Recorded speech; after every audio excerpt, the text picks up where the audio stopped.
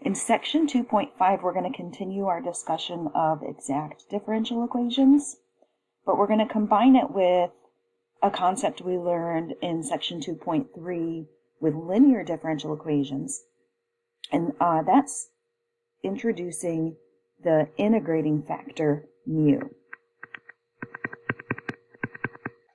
We're going to solve for mu a little bit differently with these exact equations. You'll see some similarities, but also some differences. And that's because it's serving a slightly different purpose. So with linear differential equations, the goal with introducing the mu is that if we multiplied through by mu, it would turn the left-hand side of our differential equation into a product rule. And from there, it was pretty easy, pretty straightforward to finish out the solving. With our exact differential equations, what we're going to be starting with is a differential equation that looks like it's written in exact form, but when we check to make sure that it's exact, we actually see that it's not. So what the mu is going to be doing with our exact differential equations is it's going to introduce a function, and again, we're going to be multiplying, and in this case, it's to turn the left-hand side into an exact equation, an exact differential equation. So let's recall the standard format for an exact differential equation. We have some function of x and y, which we call m, and it's being multiplied by dx. And then we have another function of x and y, which we call n, and that one's being multiplied by d of y. Those two guys added together equals 0. This is the format we typically expect to see an exact differential equation presented to us in. And when we see this format, it should trigger in our brain, oh, this might be an exact differential equation, so let me check. So we can check to make sure it's an exact differential equation. And the check is to take the partial derivative of m with respect to y and check to see if it's exactly the same as the partial derivative of n with respect to x. Now, those of you who are in Calc 3 right now, you may have not done partial derivatives yet. So this symbol here is a del operator, and it means partial derivative. It's very similar to the d when we see like dy dx in Calculus 1. Whatever variable we are taking our derivative with respect to, that is the only letter we consider to be a variable. And if there are any other variables in our expression, we treat them as if they're constants. So probably the simplest explanation for a partial derivative is pay close attention to what you're taking the partial derivative with respect to, and that is the only letter that you should consider to be a variable in that function. If there are any other variables, you should pretend that they are constants. And when we take their derivatives, you take their derivatives as if they are constants. So if this is true, then that means yes, we are dealing with an exact equation. So what we're going to see here in section 5 is something that starts out with this format, but when we check this, it doesn't work. But it's possible that we could multiply through by some integrating factor mu that will make it work. What's going to make this method useful is if our mu is a fairly simple function. So there's a way to check and see if this is going to be worth your time. So we're checking right now to see if this method, see if it's even doable. And there's two things that we need to check. We're going to take the partial derivative of m with respect to y, which we've actually already calculated because we had to calculate that to see if this equation was exact. we're going to take that partial derivative with respect to y, and we're going to subtract the partial of n with respect to x. Again, we already have found that. And then we're going to divide that whole thing by the original n. Once we calculate this expression and we simplify it as much as possible, if this expression simplifies down to just a function of x, then we're going to use this big expression in the same manner that we used the p of x with our linear equations. And everything from that step forward is going to be the same. So mu of x is e to the integral of this guy. If we calculate that expression and it's not a function of only x's, then we're going to flip this thing around and we're going to calculate the partial of n with respect to x minus the partial of m with respect to y. So all I've done in my numerator is I've flipped that subtraction backwards, but this time we're going to divide by m. And if this expression simplifies to a function of only y's, then we have found a way to calculate our mu, but mu is going to be a function with just y's.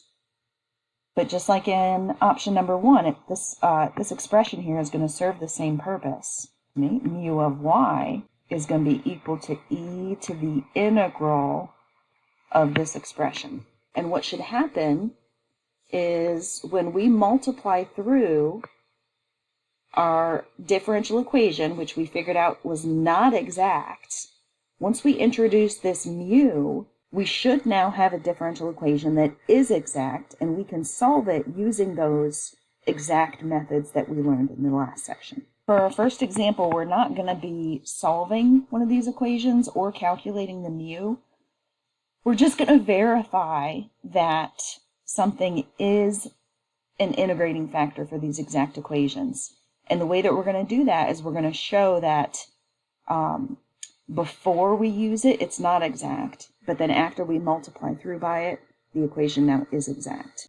So we want to verify that mu equals xy squared is an integrating factor for the differential equation 2y minus 6x dx plus 3x minus 4x squared y to the negative 1 dy equals 0. So the way that we're going to verify this, notice that this differential equation is given to us in the format that we typically expect to see an exact equation.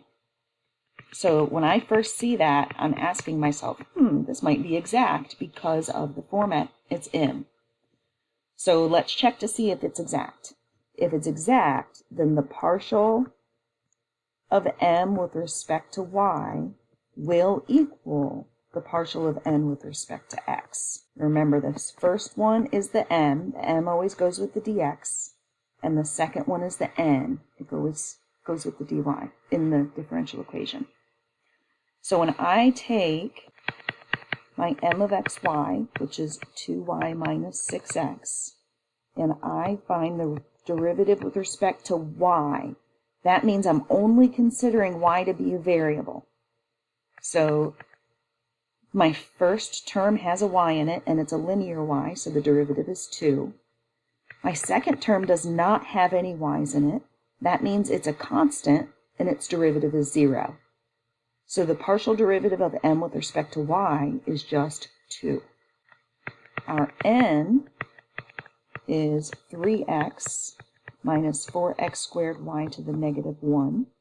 And if this equation is exact, we should be able to take the partial derivative of n with respect to x and get the same thing we did up there, if it's exact.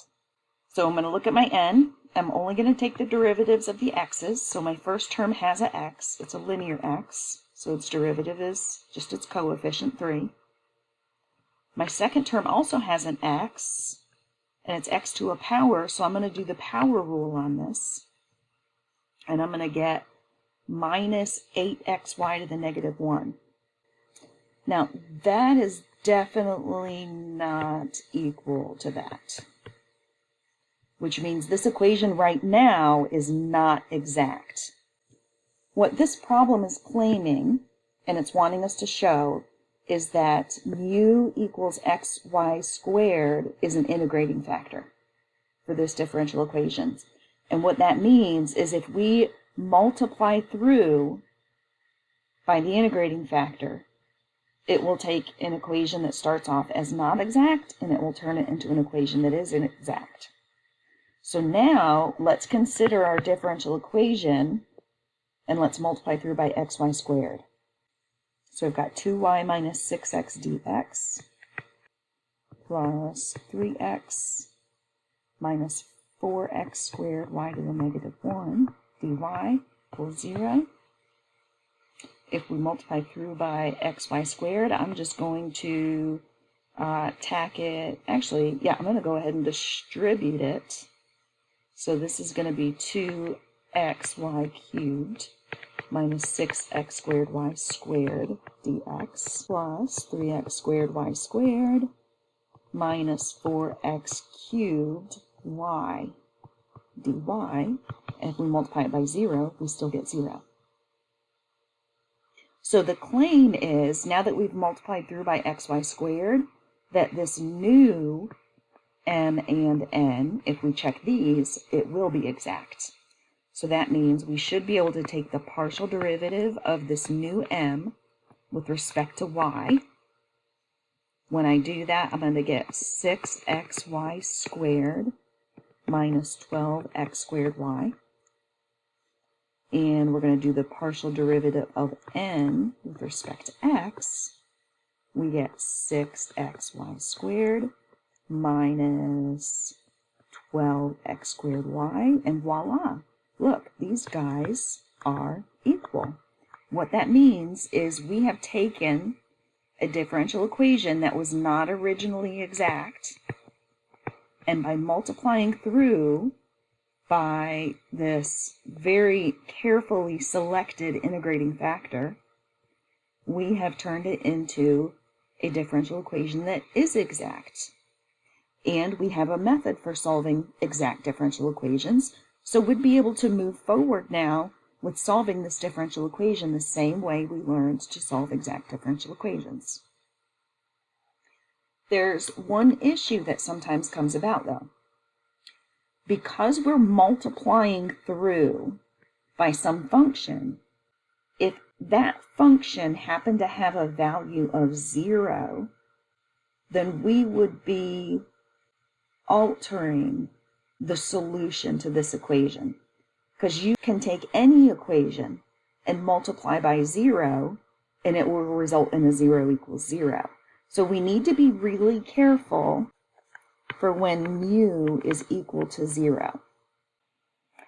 We don't want to create a false solution for a differential equation that maybe was not solvable to begin with, but by multiplying through by something that could equal 0, what we're technically doing is creating a solution where none possibly ever existed. So we need to set mu equal to 0 and solve for x and or y, depending on which one is in your mu function. This is going to give us some values potentially, most likely some x or y expressions equal to 0, and we need to ask ourselves, first of all, are these possible? If the answer is no, this value is not possible, then we might be losing a solution. If our answer is yes, this value is possible, we might be gaining a solution. So the first thing we have to ask ourselves is this value possible? And then once we know the answer to that question, we want to take those values and plug them into the original differential equation and see if they satisfy the original differential equation. We know it's going to satisfy the new differential equation. That was the whole point of finding the mu. So we've got some options here. based on our answer to this second question, if the value we find for x or y from the mu is not possible, and it was not a solution of the original, then we didn't gain or lose anything. If we found the value was not possible, but it did satisfy the original, then we lost that value. If the original value is possible, but it does not satisfy the original, then we have gained a value. If the original value is possible, but it already satisfies the original, then there was no gain or loss. And this is a bit confusing. There's a lot of options there, but we will see it in action in a couple of examples in our next video.